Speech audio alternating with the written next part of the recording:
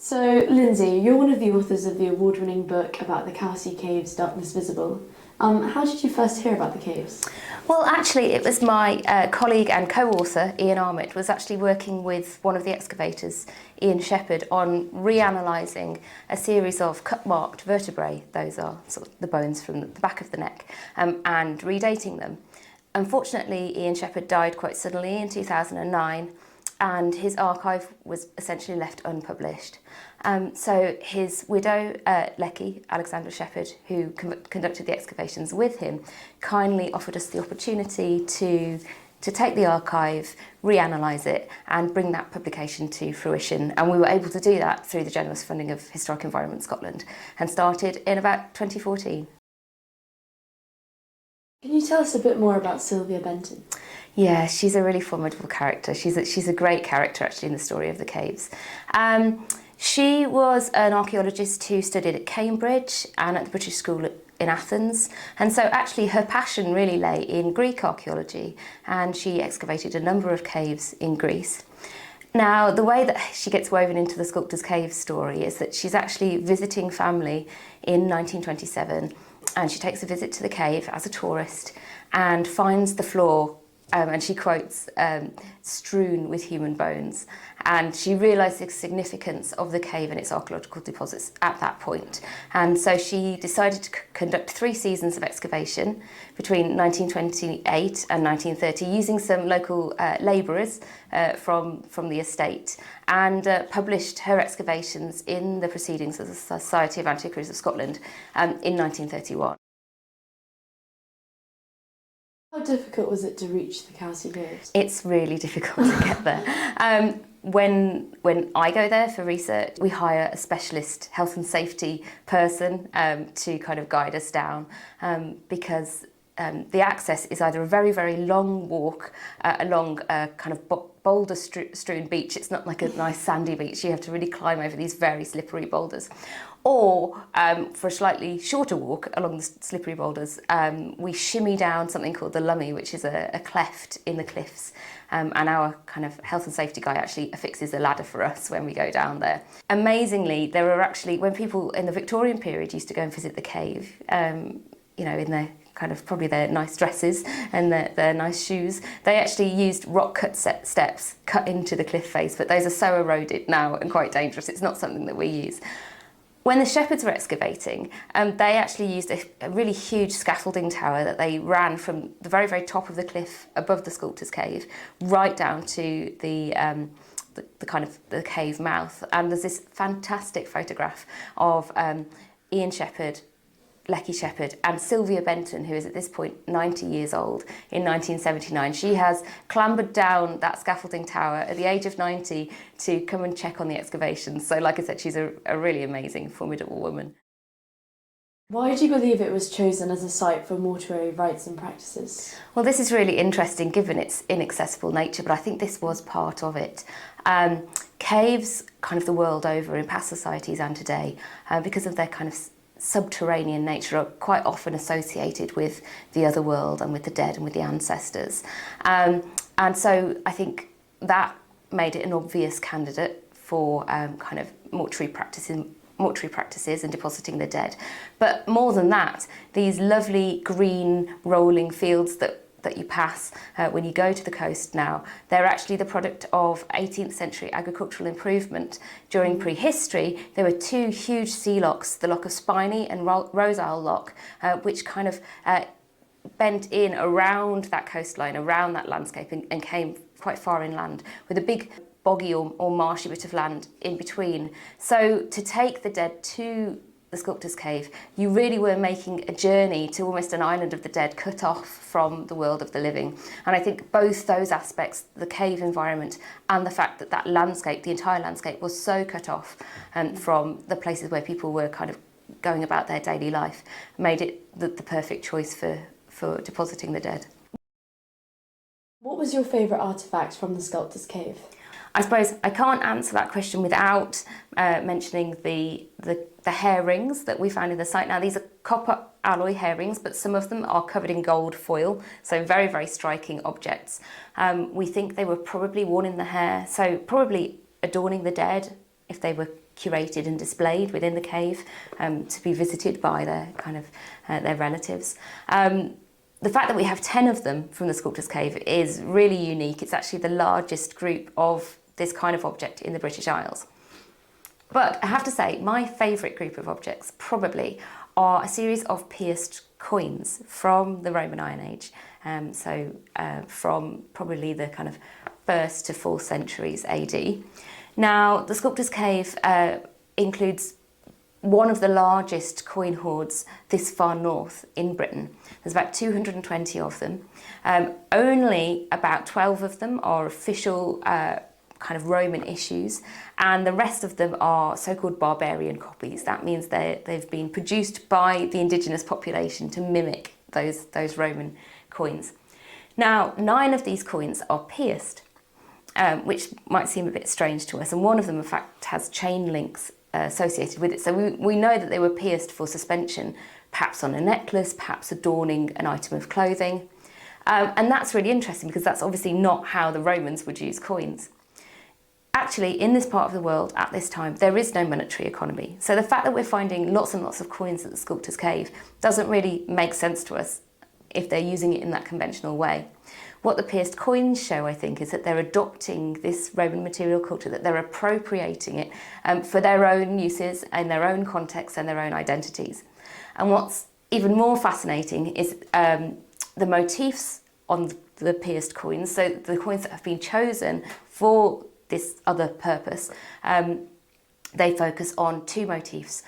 One is the so-called fallen horseman, and the other one is the wolf and twin motif. Now, if anyone's familiar with the Roman world, they will know that the wolf and twins is an integral part of the foundation myth of Rome and the Roman people. So the fact that that people at the Sculptor's Cave, or people using the Sculptor's Cave, are choosing this motif in particular to adorn themselves with, I think is really intriguing. And you've got to ask the question, what they saw when they looked at this particular image, and how it fitted in with their own identities.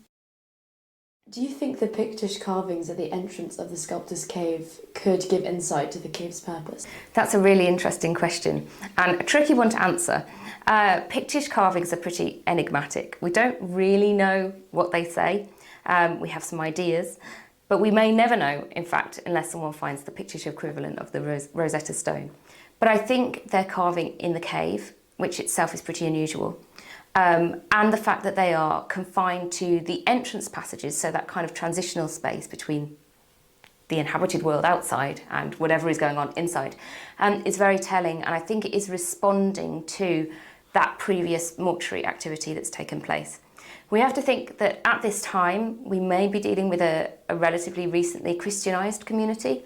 If they are stumbling across the Sculptor's Cave and finding the floor strewn with human bones in the way that Sylvia Benton did in 1927, what is their reaction to that? It might be that they're seeing this as a dangerous pagan place that needs kind of symbolically or ritually sealing off, and maybe that's what the symbols in the entrance passages are doing, kind of warding people off from this dangerous pagan place.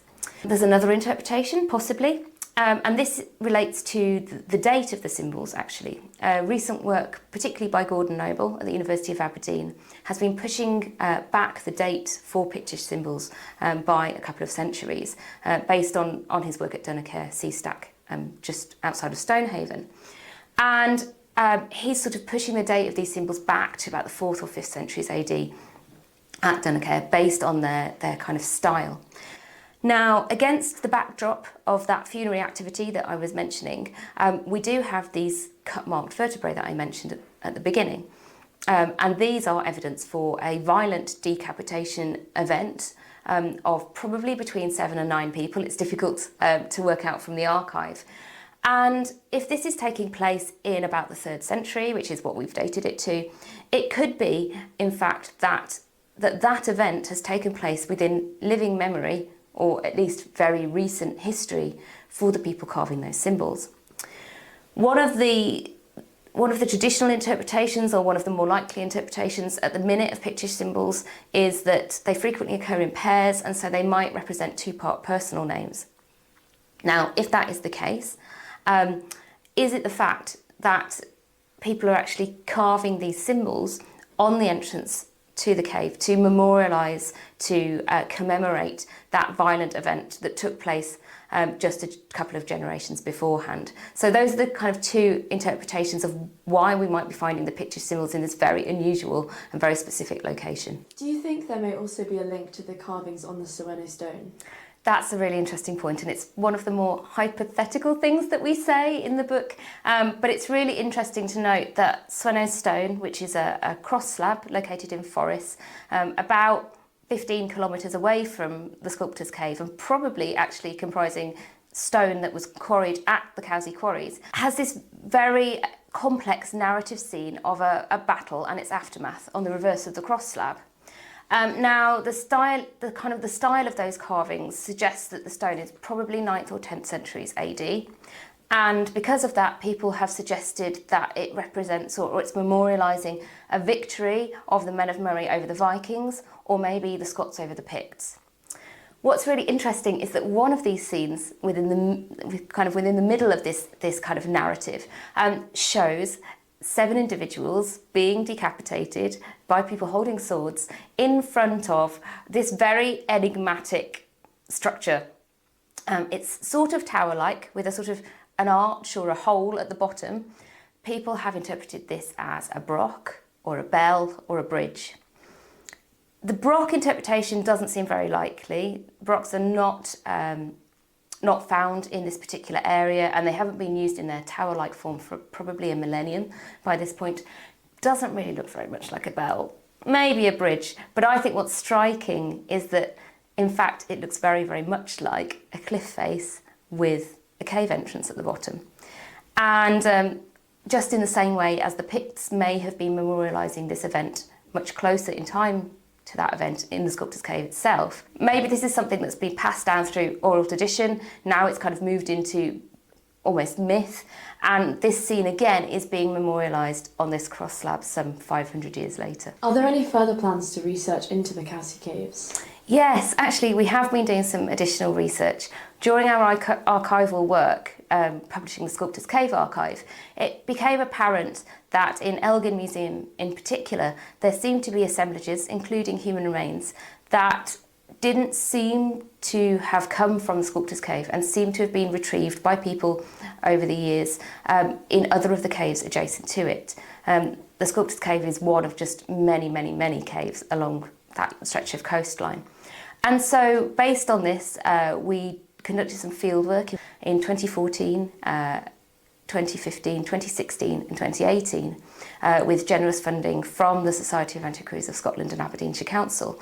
And lo and behold, we have recovered a significant number of disarticulated human remains, very similar to the assemblage that was recovered from the Sculptor's Cave, and a small artefactual assemblage, including a lovely gold-covered hair ring. What's really interesting about this is that the funerary activity from these caves, based on the radiocarbon dating that we've done so far, actually stretches back all the way to the early Neolithic and goes all the way through to at least the late Bronze Age, which actually means that the Sculptor's Cave was a fairly late addition as a funerary site to an existing kind of coastal mortuary landscape that was quite established in people's minds as a place where you brought the dead. Who do you think would enjoy this book? I think the book has so many different elements and the cave has so many different stories to tell that it's a book that will actually appeal to lots of different people, specialist and non-specialist alike. As I mentioned, there's this amazing artefactual assemblage. We've got late Bronze Age metalwork that gives rise to a kind of typology known as the Cowsey phase. We've got the largest coin hoard this far north in Britain. We've got this unique decapitation event. We've got these very, very early Pictish symbols. So anyone who's studying kind of those time periods, I think, would be interested. There's also that link to kind of cave archaeology more generally and the experiential nature of caves and how they affect and the role that they play in some of the activities that take place within them, which do seem to focus on the sort of ritual and the funerary and the mortuary sphere.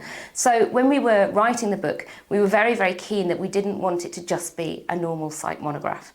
The richness of the archive is such that I think it's got a lot to tell us about the prehistoric periods that it covers, but also cave archaeology more generally, and therefore I hope that it would appeal to a fairly large audience. There are some chapters which are more kind of pragmatic and nuts and bolts, but particularly towards the end, we weave all those different lines of evidence together to try and create a bit of a narrative about people interacting with this enduring place over about 1500 years. The book goes into a lot of depth into different archaeological processes. Do you think someone who hasn't studied archaeology will be able to understand these? I think probably because it does that, it's probably more understandable actually to the non-specialist. As I said, there are a couple of chapters that detail the stratigraphy, which is very much part of a site monograph. But particularly the human remains chapter, for example, I really take the reader through that step-by-step process of how I reconstruct what I think is happening in terms of funerary practices in the cave. There's several interpretive leaps that I have to make and several caveats that I have to put out there. But I think by doing that, I'm actually bringing the reader along with me. And I think it really shows people who may not know in detail much about the archaeological process, how we use at times very, very scant evidence to build up these pictures about relationships between people in the past, and essentially that's the crux of it. That's what we want to do as archaeologists. It does have a bit of a Sherlock Holmes element to it, and I think it's that kind of investigative and discovery element which I find so fascinating in archaeology, and I hope that non-specialist readers will kind of enjoy that process as well. Where can you find Darkness Visible?